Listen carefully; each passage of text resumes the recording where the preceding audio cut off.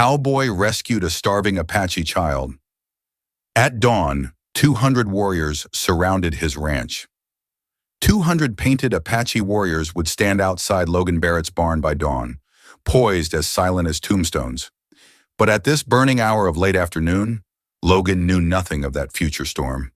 All he felt was the dead weight of August heat pressing on his shoulders and the uneasy quiet that had settled across his spread like a shroud. The usual chorus of cicadas and creaking windmill blades had fallen mute, as if the desert itself were holding its breath. Logan paused at the fence line, squinting through copper glare. A flicker of movement, too small for a coyote, too desperate for a jackrabbit, caught his eye near a cluster of sun-bleached rocks. Instinct tightened his grip on the rifle, but what emerged was no threat. A boy, maybe 8, crouched behind a boulder, ribs sharp beneath torn deerskin, hair matted with dust. The child clawed at the baked earth, searching for roots the drought had long since stolen. Logan's pulse kicked. Raiders might use children as bait, he'd heard, yet one look at those hollow eyes stripped the suspicion from him. He slung the rifle behind his shoulder, palms open, every movement slow. The boy froze, breath hitching like a cornered fawn.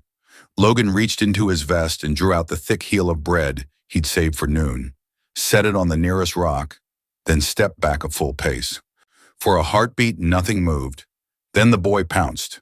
Bread vanished in 3 savage bites, crumbs mixed with tears on his cheeks. Logan swallowed hard. Hunger this fierce wasn't criminal, it was terminal.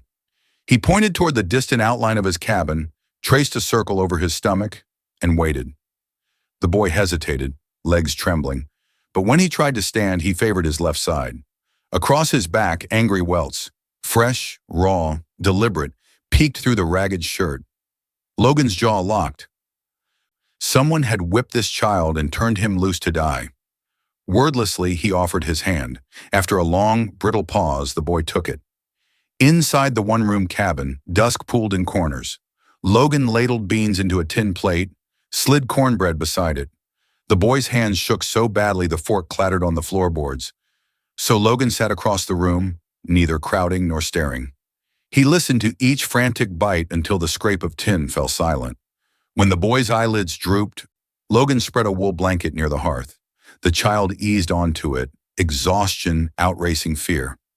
Logan draped a second quilt over the small frame, the glow of the fire painting soft light across bruised skin. Outside, the desert twilight cooled, and somewhere beyond the dark horizon, hoofbeats were already gathering, an army riding for the boy now sleeping at Logan Barrett's feet. But for this moment, the cabin held only crackling embers in the thin, steady breaths of a life briefly spared. In 12 hours, mercy would meet war. The stallion's frantic snort ripped Logan from restless sleep. Gray pre-dawn light seeped through the window slats, enough to show the empty pallet where the boy, Red Feather, Logan had decided, still breathed softly. Logan rose, cradling his Winchester, and eased to the front sash, his blood iced. A crescent of warriors ringed the homestead, horses vapor-breathing in the chill.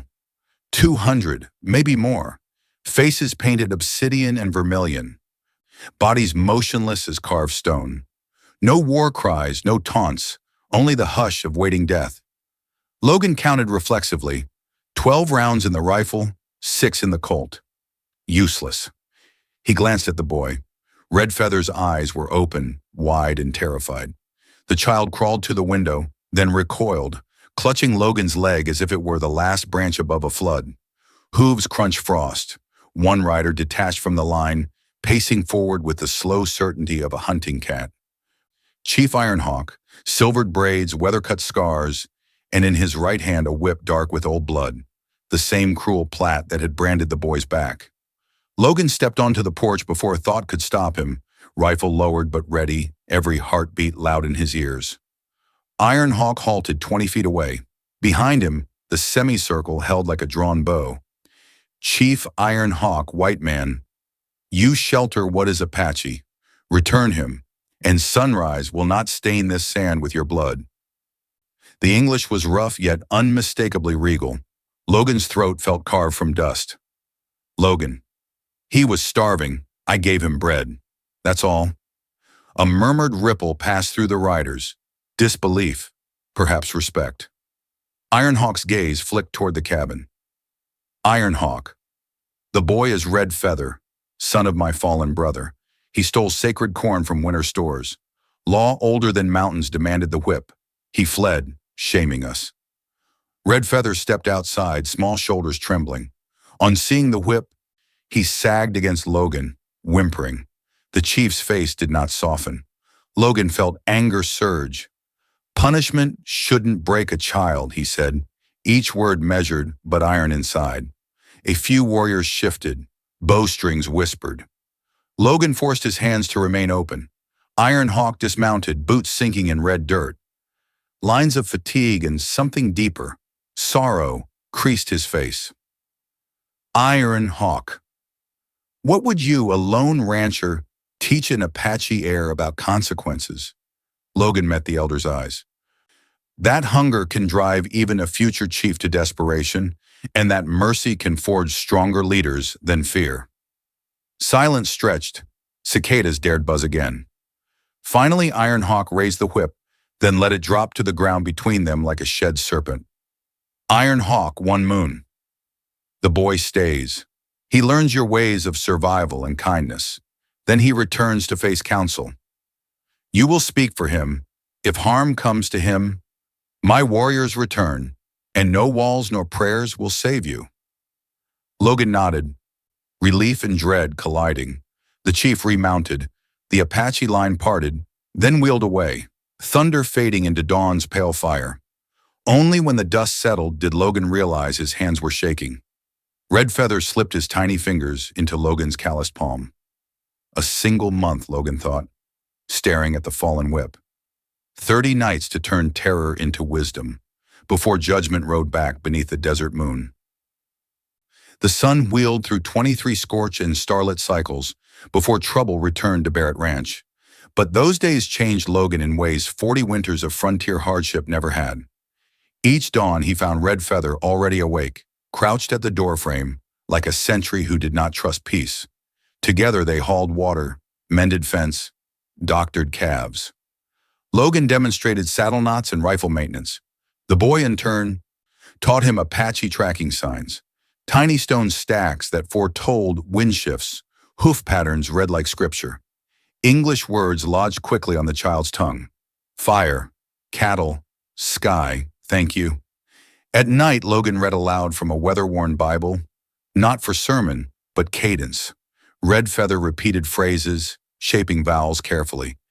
Yet some evenings, his gaze drifted toward the eastern ridgeline, where his people camped beyond sight. Dread crept over his small features then. And Logan would stoke the fire higher, pretending heat could chase away prophecy. The whip lay coiled above the mantle, a silent pact and a daily reminder. Logan tried to ignore it, yet every spark that popped from the log sounded like hooves, every coyote cry like a war horn. On the 24th night, dread proved prophetic. While Logan scrubbed iron pots in starlight, Red Feather froze, head tilted. Horses, he whispered. Torches bobbed between junipers, growing brighter, multiplying. Logan ushered the boy inside, bolted the door, and loaded both Winchester and Colt. Through a window, he counted 20 riders fanning across the yard. Their leader, Marshal Cyrus Granger, swung down from a roan with theatrical flourish.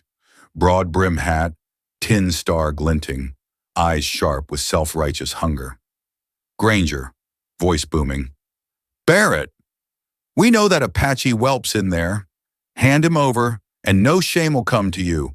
1 minute, starting now. Granger flicked a pocket watch. Its ticking absurdly loud in the hush. His posse, storekeepers and ranch hands coaxed into vigilante fury, raised rifles. Inside, lamplight quivered. Red Feather's face blanched. He tugged Logan's sleeve, spoke in halting English. I go. Stop fight. Not happening, Logan hissed. He barred the boy behind the cupboard, heart hammering. Granger's watch clicked like a rattler tail. 50 seconds. Logan pushed a table against the door and wedged himself behind the shutter. Rifle barrel resting on the sill. He did the math. 1 bullet per 3 men at best. The outcome screamed suicide, but surrender sounded worse. A massacre disguised as justice, and the boy a spark to ignite a prairie of hate. 30 seconds. Torches cast grotesque shadows across corrals. Nervous cattle bellowed. 20 seconds. Logan's thumb slid over the Winchester's hammer, sweat turning to ice despite the heat. 10. Then, hoofbeats in the distance, rapid and disciplined. The posse twisted toward the sound. From the south ridge galloped another column, lanterns swinging, rifles upright, a silver star on every chest. Sheriff Ethan Hale rode point, mustache bristling like a bayonet. His voice cracked the tension. "Hail Marshal Granger! By authority of the governor, lower those weapons." Granger's face twitched, but he kept his pistol leveled at Logan's cabin. "Territory's tired of Apache raids, Sheriff. That boy's insurance. Hale insurance. Or excuse. The treaty protects him, and I've got the parchment in my saddlebag. Back off." The posse wavered, some men lowering barrels, others glancing at Granger in confusion. Inside, Redfeather peered from behind the cupboard, eyes reflecting lamplight and fear. Logan exhaled a breath he didn't realize he'd been holding, but kept the rifle trained on Granger. One wrong twitch and powder would answer powder. Outside, the marshal's watch still ticked. Long past 60 seconds now. Its promise broken like dry cedar under a boot. Granger sneered, but something else stirred behind his bravado. Doubt. Logan sensed another presence before he saw it, an echo rolling down the northern gulch, softer yet more ominous. Dozens of hooves striking rock in perfect unison. Sheriff Hale heard it too. His deputies pivoted, lanterns arcing toward the gloom. Granger swallowed. Logan's grip tightened on the rifle. He knew that cadence. So did Redfeather. Apache warriors were riding back before the moon's promise had ripened. And this night on Barrett Ranch was about to split wide open. The sound came first. Hoofbeats too rhythm-sure to be cattle thieves, too many to be Hale's dozen deputies.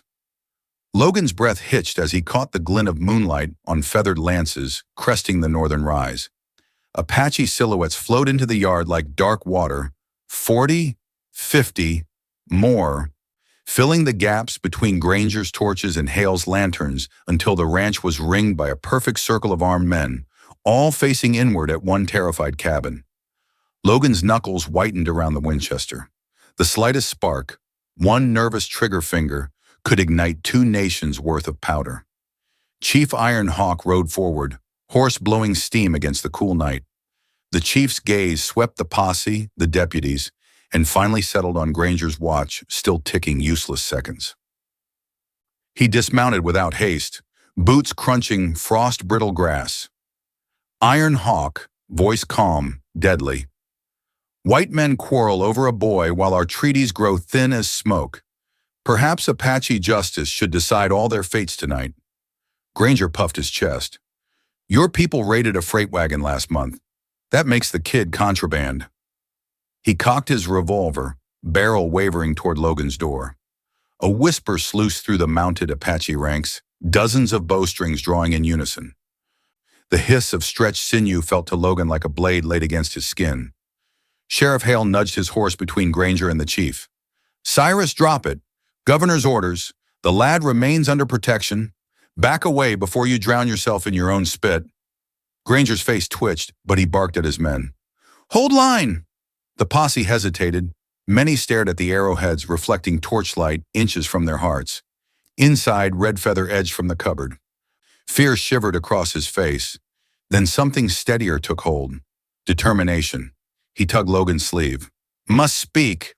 Logan's gut clenched. One mistranslated word could doom them all. Yet he opened the door, rifle lowered, and the boy stepped onto the porch. A collective breath, hundreds of lungs, paused. Torchlight flickered across Redfeather's small frame and the fading scars on his back. He lifted his chin, voice high yet unbroken. "Redfeather, I broke our sacred law. I will face counsel. But this man, Logan Barrett, fed me when hunger was stronger than fear. Mercy is also a law, written on hearts." English came haltingly, but meaning rang clear. The Apache murmured. Posse men shifted, some lowering rifles. Red Feather turned to Granger, eyes like flint chips. If you steal me, war comes. Your mother's, sons, they bleed. Is that your justice? The marshal's sneer faltered. No preacher could have painted hellfire more vividly than the child's steady words. Sheriff Hale seized the moment. Marshal Cyrus Granger, by authority of Yavapai territory, I place you under arrest for inciting violence and breaching treaty law. Holster that iron, now. Granger's gaze darted. Vigilantes peeling back, deputies advancing, Apache bows drawn to full crescent. His bravado collapsed. The revolver clattered to the dirt. Hale's deputies moved in, clamping irons over the marshal's wrists. With their figureheads shackled, the posse melted like snow under noon sun. Torches dimming as men retreated into the dark. Ashamed. Bowstrings eased, arrows lowered but remained knocked. Iron Hawk stepped forward, studying Logan, then the brave child beside him. In the chief's eyes flickered something fierce yet approving. Irwan Hawk. The boy speaks truth. Courage wears many faces, sometimes child-sized. He turned to his warriors, lifted a hand. Arrows slid back into quivers. The tension snapped, not with gunfire, but with a collective exhale that left Logan weak-kneed. Sheriff Hale tipped his hat to the chief. The governor will be grateful this ended without blood. Hale glanced at Logan. You still willing to stand for the boy when council meets? Logan's answer was a rasp torn from dry throat, yet resolute. I'll be there. Ironhawk's gaze lingered on Logan a moment longer, as though measuring the breadth of that promise. Then he signaled his warriors. They wheeled silently, fading into the mesas like shadows returning to stone. Deputies hauled Granger toward town. Lanterns bobbed away down the trail. Only starlight remained, silvering the porch where Logan knelt to meet Red Feather's eyes. The boy looked smaller than his courage, but a spark of hope glowed where terror once ruled. Logan brushed dust from the child's hair and stared into the now quiet desert. One battle had been spared. The greater judgment still waited beneath an Apache moon. Dawn painted the mesas rust and gold as Logan rode behind Chief Ironhawk toward the Apache council fire. Red Feather sat straight in front of him, thin shoulders squared beneath a freshly washed deerskin shirt. Logan's pulse pounded louder than his horse's hooves. He could mend fences, skin cattle, even stare down a rifle barrel. But speaking for a future chief before tribal elders felt like walking across a cracked dam, knowing every word might loose a flood. The camp lay in a cottonwood grove, smoke rising from cooking fires. Warriors parted, silent, eyes sharp yet curious at the sight of a lone white man entering sacred ground. Logan dismounted, palms damp, and followed Ironhawk to a stone circle where 5 gray-haired elders waited. Red Feather stepped forward first. In Apache, his voice was soft yet unwavering. Logan caught fragments. Mistake, hunger, new strength. When the boy finished, he bowed his head and remained kneeling, accepting whatever fate would come. Ironhawk gestured to Logan. The cowboy swallowed dry desert air and began. He spoke of a child digging for roots, of whip marks that bled beneath a merciless sun, of bread broken between strangers. He did not demand pardon. Instead, he painted a picture of the courage he had witnessed, how Red Feather faced fear without bitterness and chose mercy over violence on a night when grown men had nearly lit the world on fire. A leader, Logan finished, voice rough, ain't measured by never erring, but by what he learns when he does. Silence draped the circle. Elders exchanged murmured words. Then the eldest rose, a woman with braids like river reeds. She lifted a willow switch, struck Red Feather's palms twice. Light, symbolic, enough to sting pride, not break spirit. Elder woman debt paid. The boy will train as 2 worlds eagle, for he has walked 2 roads and carries lessons from both. Relief buckled Logan's knees. Red Feather looked up, eyes shining with gratitude that needed no translation. That evening, dancers stamped dust into moonlit spirals, drums echoing against canyon walls. Ironhawk presented Logan with a leather pouch heavy with turquoise and raw gold. Ironhawk payment, for bread, for courage, and for a bridge no flood shall wash away. Logan tried to refuse. The chief closed his fingers around the gift. Take it, Logan Barrett. One day your ranch will feed more than cattle. Weeks later, wagons from Prescott and Apache pack horses met safely beneath Barrett Ranch's windmill. Logan oversaw each trade with quiet vigilance, the whip still hanging over his mantle, now a retired relic of fear. On late nights, he'd lean on the corral fence, feeling desert wind lift dust like embers, and listen. If conditions were right, the faint thrum of distant drums drifted across the flats. He'd picture Red Feather, Two Worlds Eagle, instructing younger children about courage, mercy, leadership. Logan would touch the turquoise stone he kept in his pocket, smile at the memory of a starving boy who had changed the trajectory of an entire frontier, and murmur to the dark, "Bread was a cheap price for peace."